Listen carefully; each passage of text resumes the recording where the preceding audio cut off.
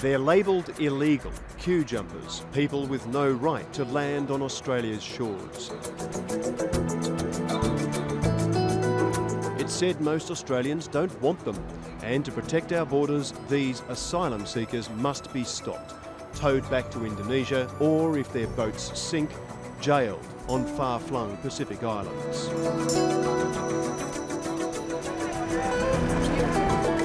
But what's not known is that in its desperate search for a quick fix before last year's election, Australia not only bribed Nauru with aid, but as we can now reveal, railroaded Papua New Guinea into an agreement that appears to have broken that country's laws and could topple its Prime Minister. They're people who have been brought against their will across our borders and locked up at the pleasure of another political system, against our constitution, against our laws and against conventions that we have signed. Here we travelled secretly to Papua New Guinea to obtain these first pictures of the Manus Island detention centre and to reveal how Canberra violated the sovereignty of a needy neighbour to get them there. To be belittled in an issue that I consider to be very important to my people and my country, I felt wasn't right. I thought our sovereignty was undermined as an independent country. Surrounded by a vast, isolating ocean, the remote Papua New Guinean outpost of Manus Island is the perfect place to dump unwanted refugees. For 3 months, we applied to Australian and Papua New Guinean officials for permission to visit the island camp to see for ourselves. We received repeated rejections. You would report that Mr. Joe Bloggs had said to you that 1/3 of the people had malaria. That's well, this is a claim that we would test when we were up there, if we had an opportunity to go up there. I mean, at the moment, you're testing it with me. I can't test it because we're not going up there, we're not getting first hand, we're not getting access. It looks like you're trying to keep it away from the media. Evan, you are testing it with me. But taking the government on trust is what the electorate did with the Children Overboard affair. I certainly don't want people of that type in Australia. I really don't. And when so much secrecy surrounds the Pacific solution, we took it upon ourselves, in the public interest, to use a hidden camera to get the story Australia doesn't want you to see. They came in at night at about 7:30, you see. Right. When the first asylum seekers arrived on Manus Island, Ralph Cabalan drove them from the plane to the detention centre. He witnessed the violent protest that erupted when they realised they were not in Australia. They tried to climb the fence and they tried to do all sorts of things. Hang themselves and even get the glasses to try and cut themselves out with the glasses. They just got the power point and they messed him up and tried to pull the wire out to kill themselves with it.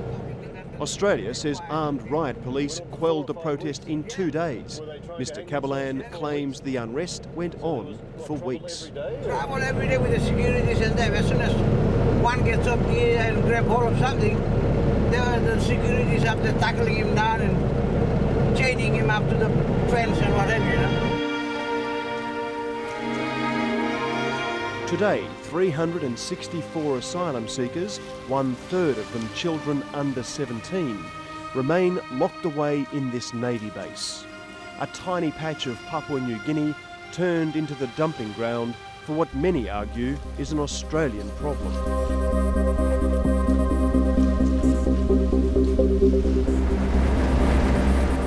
Entering the base to assess conditions is extremely difficult. The Australian government has banned all unauthorised foreigners, especially the media, a rule enforced by Papua New Guinean soldiers and a private security checkpoint. Once inside the base, another layer of strict security. I was stopped from even driving past the area where the asylum seekers are kept.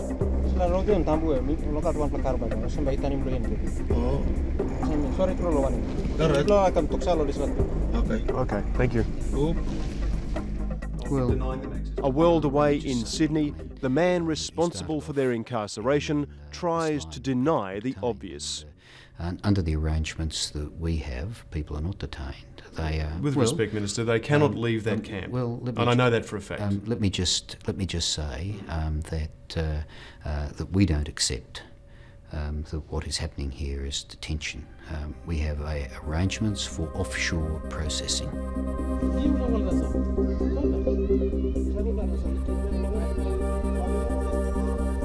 Contrary to Canberra's claims, this is a prison. Detained behind wire fences, guards ensure they can't leave and have almost no contact with locals. Security is so tight we can't speak to the inmates. But confidential faxes from behind the wire suggest disturbing conditions. The heat is scorching. The water is filthy.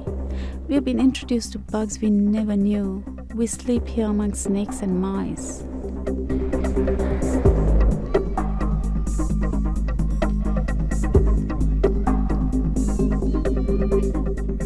Among the men receiving these letters, Abu Tebek is angered by what he reads.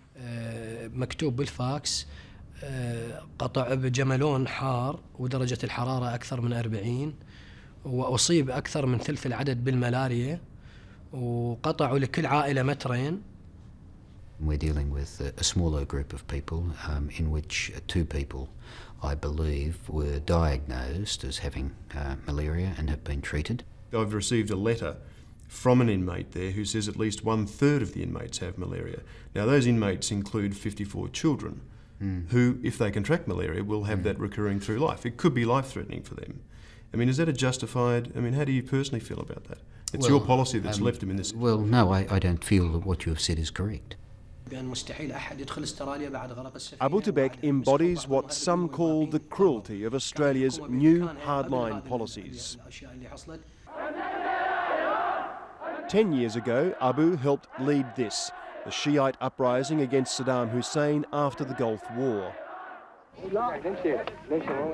When it failed, he and thousands more fled certain death in Saddam's terrible revenge. Today, Abu and the men in this Sydney mosque, who all arrived by boat, have all been accepted by Australia as genuine refugees. But their 3-year temporary visas bar them from reuniting with their wives and children, possibly forever. A policy, he says, that creates more boat people. No, after 3 بعد 3 سنوات هم ينظرون بقضيتنا هل نمنح الدائمية أم لا، وفاجئونا بقرار جديد اللي ما مقدم لحد الآن على الدائمية راح يبقى مؤقتة وتجدد إلى مؤقتة أخرى، يعني قطعوا الأمل نهائيا، فماكو أمل إلا أن لو نجيبهم على البحر لو نرجع لهم، وإذا رجعنا مصيرنا اللي هربنا منه نفسه راح نلاقيه. It's in fact true that we imposed the Australian Parliament, I might say with the support of the opposition, imposed restrictions that were designed deliberately to withhold family reunion from people who came without lawful authority. And does that go on forever? It goes on for as long as they are temporary residents.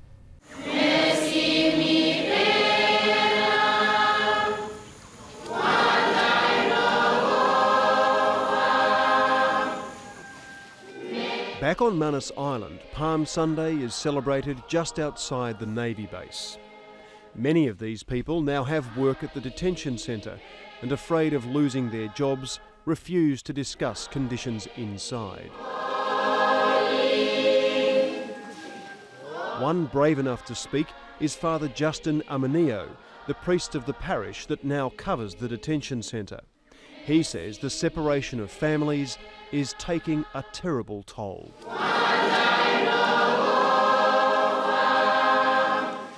They are morally depressed, and I think when they are deeply depressed emotionally, and I think you can see they feel that they wish to see the changes in their life. I mean, what's the next position? What's the next step? Is this going to be their whole life? If not their whole life, then a large part of it. On the figures so far, most of the boat people now on Pacific Islands are genuine refugees, fleeing torture, persecution and death. But they're the lucky ones. Australia now admits the main reason for keeping the asylum seekers offshore is to keep those who are rejected away from Australia's appeal system. So you're having it both ways in a way, aren't you? You're being able to process them in the Australian system, and yet they don't have access to the full legal rights that the Australian system offers them. I mean, that is right. Well, is that just for somebody seeking asylum? Well, it's certainly just that they're able to have their claims put and to have them put on the same basis that they would have them put and determined anywhere else in the world.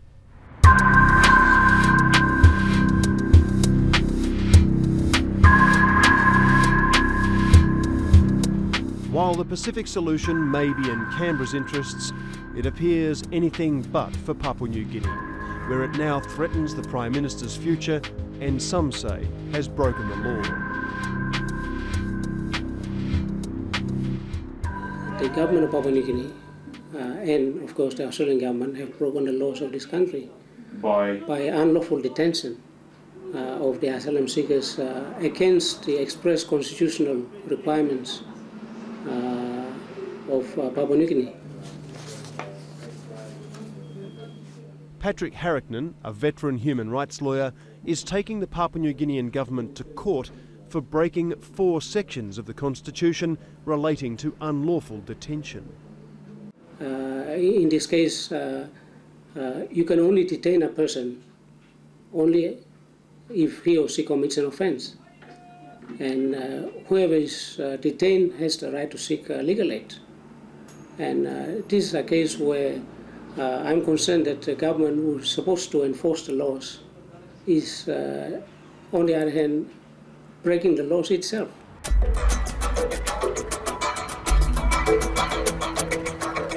But it's here in Papua New Guinea's national parliament that John Howard's Pacific solution could do its greatest damage to Australia's struggling neighbour.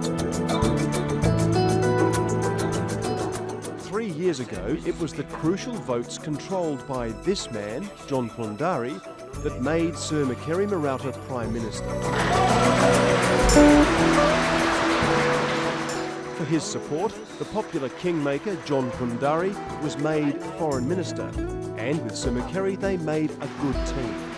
But the brotherhood was broken the night Sir Mekere agreed, before even consulting his Foreign Minister, to John Howard's private request to take the boat people.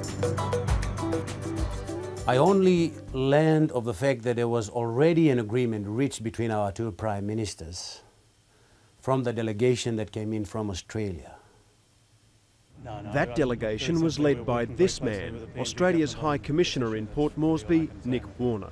Any time scale yet as to when this might happen? I'm sorry, I don't have any other comment. According to Pundari, the Australians insisted that he ratify the deal that night, before it was put to Cabinet. I believe there were already media reports in Australia that an agreement had already been reached between the Australian government and the government of Papua New Guinea. And that was even before we entered into a formal agreement, and that was even before our National Executive Council considered and approved it. How can an Australian tell me that there is an agreement already when my Prime Minister didn't tell me? When the Chief Secretary to the Prime Minister never told me. I felt that I was totally treated with contempt, and I said, is this a sovereign country? Am I a minister of a sovereign state?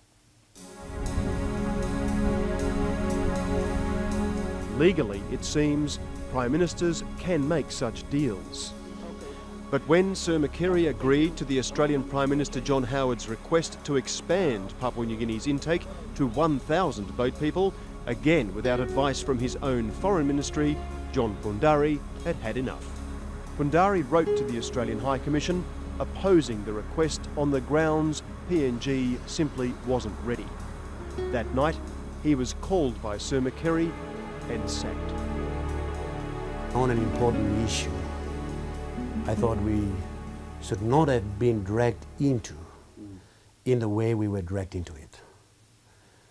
As a sovereign country, we would have been given enough time to having the issue considered appropriately and properly.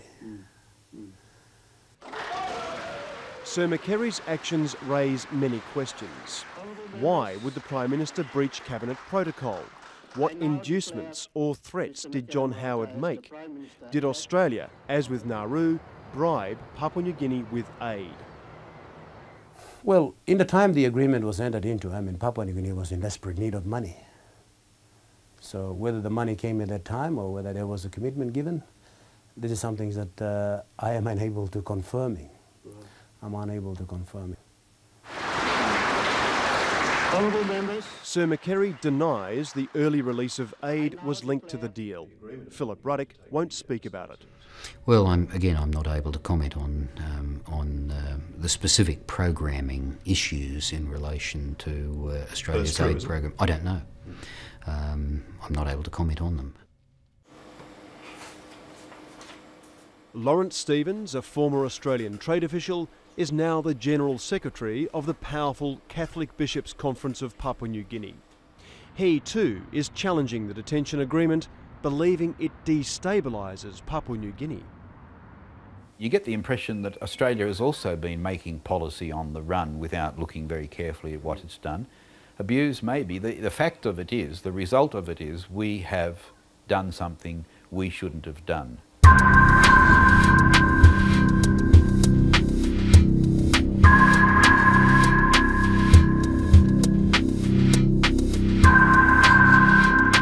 John Howard's Pacific solution may have stopped the flow of boat people for now, but his legacy for Australia here in the Pacific is the image of a big brother, willing to bully and bribe its way through local sensitivities. But the ultimate political price could be paid not by Canberra, but by Papua New Guinea's Prime Minister, Sir Mekere Mourata.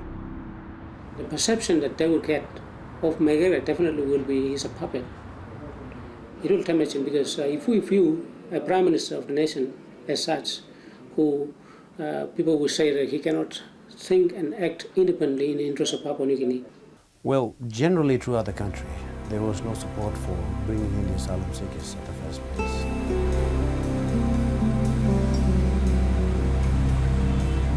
It's the interests of the Papua New Guinean government most at stake. After years of corruption and mismanagement, Sir Mekere is widely seen as Papua New Guinea's last hope for stability.